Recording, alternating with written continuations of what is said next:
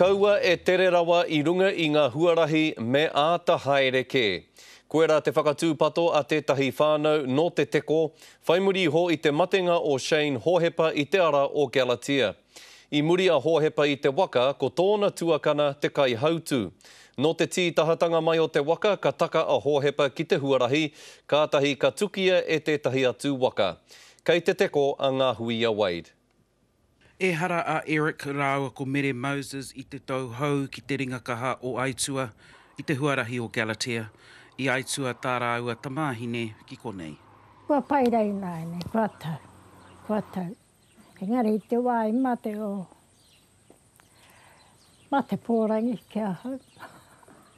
Ai, o mahinui ke ngā tāngati te whakarata. Tino kua hua wore hari ki tingoku e rā mea na ko tima te ake anu ko mate ka tēnei ngā tamaiti. E whitu tau te pakeke o tā rāua kōtiro I te wā I tuki a ia. Ia e heke ana I te pahikura. Toko toru ngā tāngata o te whānau kua mate ki konei. I mahi e tō mātai huarai, I mahi. I haramai nā tohunga ki te mahi. Koe nā, e te whakawāte anu e. A koe hoki e mōheo a.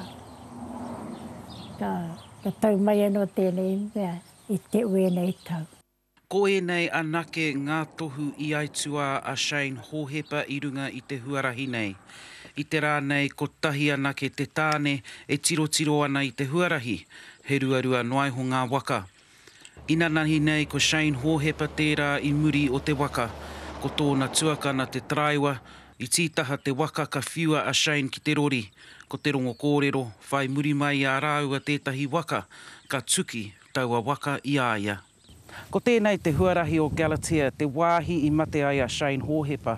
E ai ki te hau kāinga, ko tā rātau e hara I te mea ko te huarahi e he ana, ko tā rātau ko ngā kaitaraiwa ki.